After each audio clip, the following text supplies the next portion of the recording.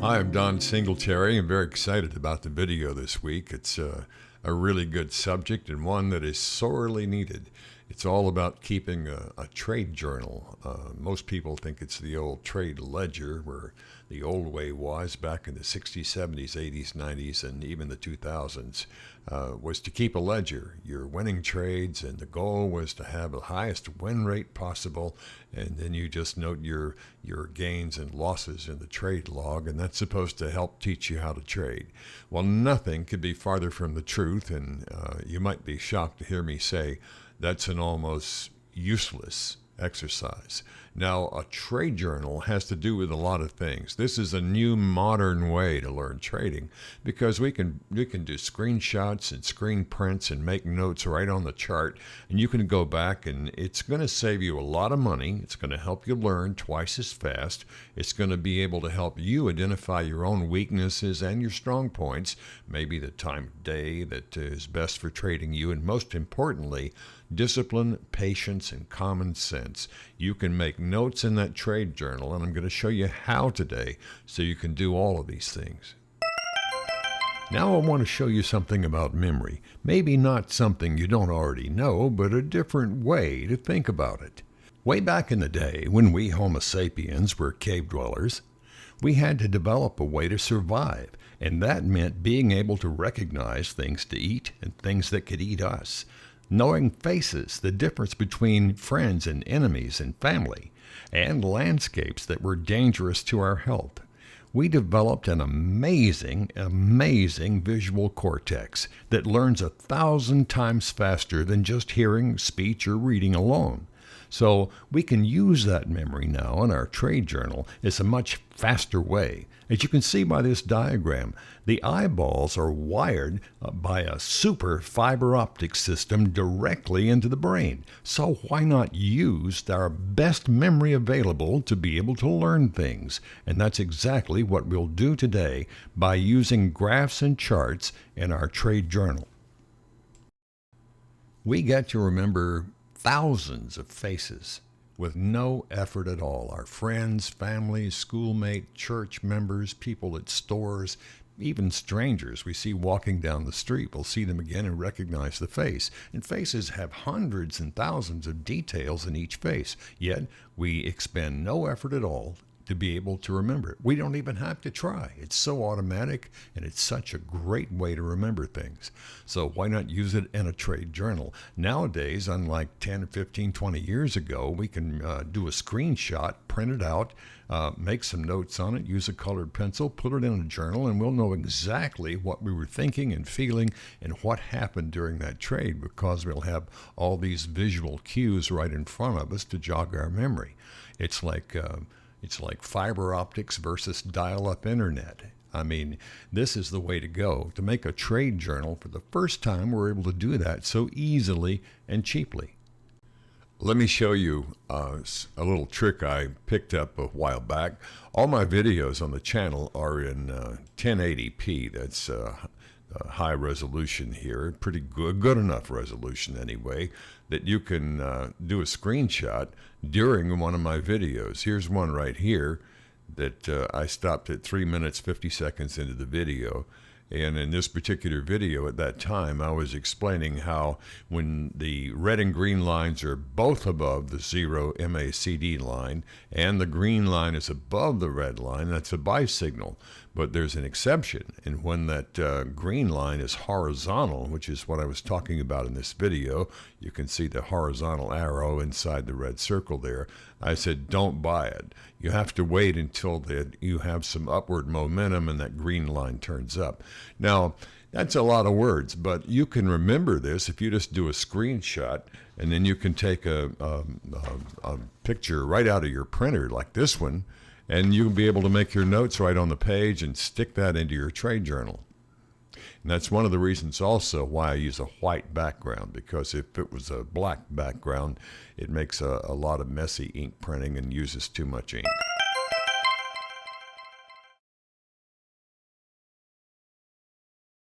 This is the only channel that I know of on YouTube that is dedicated to one purpose, teaching home investors to learn how to make income by day trading the new Micro E-minis. Now, it's pretty remarkable, actually, if you stop and think about it. We want to be able to sit in our pajamas, look at a computer screen, and make money by tapping Gorilla Glass or by clicking a mouse. And I think that's pretty remarkable. Now, I hate to tell you this, but 90% of the people that try this fail and in a year. And in about 6 to 10 weeks, about 50% of them are gone by then. They decide it just isn't for them, and they fail. Now, I'm here to tell you, I don't think it's entirely their fault so much, because they may have gotten a lot of misinformation or the wrong impression. Now, I can't tell you that you're going to be able to do this successfully because I don't know you and you really don't know me. But what I can tell you is that there are certain ways to learn that are faster, that'll give you a better chance. But there are no guarantees, and it may not be for you. And don't ever forget, this is a risky way to trade, and you have to be able to have the risk tolerance and account size, although it doesn't have to be a giant account, so you can give this thing a try. But what this video today is about is I'm going to talk more in detail about a chapter in my book called The Psychology of Trading. Now, 25 consecutive successful trades in practice trading is what I recommend before you ever risk one single dime of real money. But the way I define a successful trade is probably different than methods you've heard before. Usually you either make money or don't, and so the trainer says to the student that that's a successful trade. But that's really not the whole story. It's only a part of the truth. You may not know this, but the highest winning rate for sports gamblers, the really top 1% of all sports gamblers, they only make about 52% of wins. In other words, 48% of their trades, almost half, are losers. And I'm here to tell you the same thing's true in day trading futures. If you're really, really good, you'll get about 55 to 60% winners. So the real goal is not to have a high win rate, because that's almost impossible to do, and therefore you're kind of doomed to failure. But the real point is you need to learn ways to keep the total of your profits greater than the total of your losses. And you're still only going to win about 55 to 60% of trades, but you'll be able to make some really good money that way. And I have some videos on the channel here that explain that in greater detail. But today's about keeping that trade log and making those 25 successful consecutive trades in a row. The number one way that most traders fail, and there's a term for it. It's a bad term, but it's widely known because so many people do it. A trader will blow up their account. And what that means is, at some point in a trade, not all trades, but it only takes a few really bad trades to put your day trading out of business. But it's to blow up your account. And what it means is you substitute hope instead of having a strategy.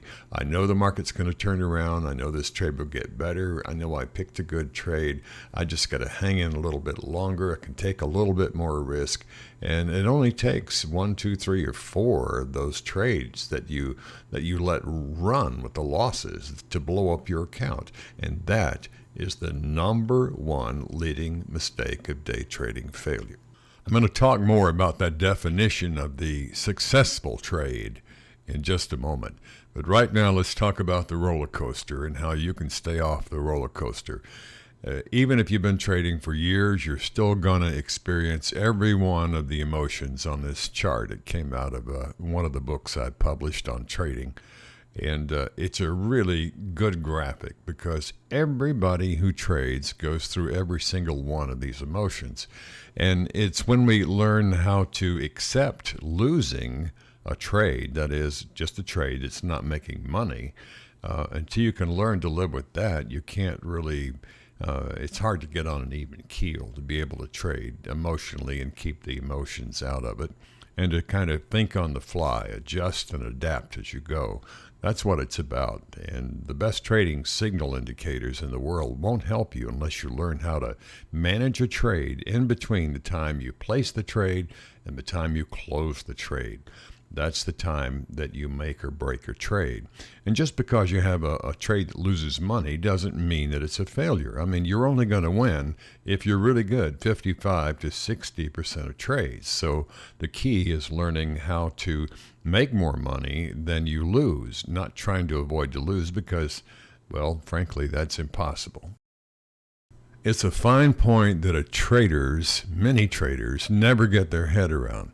How can you lose 45% of your trades, still make money, and have 100% successful trades? Well, now I'm going to tell you. A successful trade doesn't have anything to do with whether you actually made a profit or had a loss, but it depends on how much profit and how much loss. So that is, from the time you put a trade on to the time you close a trade, that's where you're going to make your money. And this all happens more between your ears than it does actually on the chart. So a successful trade, according to my definition, and I want you to try to make 25 successful trades in a row before you risk a dime of your real money. A successful trade is when you make money and you didn't take the profits too quickly. You took a $10 profit when you could have had a lot more. And B, you had a profit and did not give it all back and then run up losses. I don't mean you had a profit of $5 or $10 and you wound up losing 20. That's okay. But if you have a profit of $30, $40, $50, $60 and you give it all back to the market just because you're greedy and stay too long, I wouldn't call that a successful trade. And one thing that can help you on that is to put a stop loss order in. Once you get $50 ahead, you might want to go back up and put a stop market order in where you would still have a 10 or 20 profit in a worst case scenario. And if you're a beginner and don't understand that yet, you will very soon. Another thing you can do, and I don't talk about this much on the channel because it's a little bit advanced and I try to keep things here for beginners, but you should know and look forward to learning about bracketed orders. Bracketed orders are sometimes called OCO. One cancels the other. In other words, you could have a $30 profit in a trade, put a stop loss at $10, and then put another order to liquidate the trade when you get up to a $50 or $60 profit. That's called a bracketed order or an OCO. One cancels the other. You should spend some time one afternoon, and if you don't really understand it yet, then call the customer service of your broker, and they'll be glad to explain to you how to enter an OCO or a bracketed order. And they'll describe more to you about how you can learn to use them. It's a good idea to do that. 2, when a trade turns against you and you stop out before your losses become large, that is a successful trade. And you're going to have a lot of these, this number 2 up here, where you have to stop those losses before they become large. Especially in a volatile market, you may have to act very quickly to be able to prevent those losses from getting out of control. And it's a very, very common mistake, especially among beginning traders or those without a lot of experience. If you go to a $30 loss, you all of a sudden convince yourself, well, I can go to 60, and then you say 80, and then 100, and I just know the market's going to turn around. And you've made a fatal mistake by that time because you've substituted hope in the place of a good strategy. A couple of other tips. Don't confuse activity with opportunity. Very often you're going to find, and this is something you can go back and look in your trade journal to see what your behavior has been, but don't confuse activity with opportunity. The more you trade, the more money you're going to make, the more opportunities you're going to have. Not true.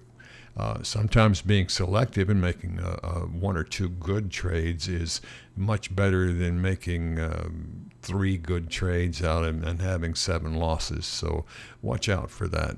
Don't think just because you're prepared and show up and you read your morning market report and you're there and you got a good night's sleep and a big breakfast and you're all bushy-tailed and alert that the market is going to give you a trade. The market doesn't care. and doesn't owe you anything. It's completely impersonal. Another thing that can be fun, and I wanted to add this one because it is fun sometimes. I can tell you the story. Take some feel-good money once in a while. You might like it. I came in one morning and I was getting my papers ready, reading the market report and everything, and I decided to make a pre-market trade without the expectation of really a good result, but I was determined I wasn't going to lose any money either. Well, to my surprise, I was up $50 in 3 minutes into the trade, and I immediately took the profit because I never expected to see it, frankly. And then I went to the grocery store, bought 2 ribeye steaks, and my wife and I had them for lunch that day. I never traded any more that day, and I had a good day. That's what I call taking some feel-good money. Sometimes when you get an unexpectedly good surprise, it's just good for your psyche to take the money, say thank you, and do something else the rest of the day and come back another day. Another thing, too, I mentioned this before in some of the videos here, but psychologists tell us, and it's really, really true if you pay attention. It shouldn't be, but it is. But the results of our last 2 trades will heavily influence how greedy or how afraid we are in the next trade that we make. It's called telescopic fear by psychologists, but your most recent behavior can really get in your head and influence how you do trades, so you have to watch out for that too. Well, I hope you've figured out some ways to supercharge your trading journal today so you can trade more successfully. Hit the like button if you want to see more videos like this one. I do pay attention to those, and it helps me come up with new videos every week on the things that the viewers here are most interested in. The channel is supported by book sales, so please look for the book link below. And also there's a couple of playlists if you're new to the channel called Beginners and MACD Winners that are suggested as your first 4 videos to see on the channel to help get you orientated. I'm Don Singletary. I hope every day is a payday for you. Thank you.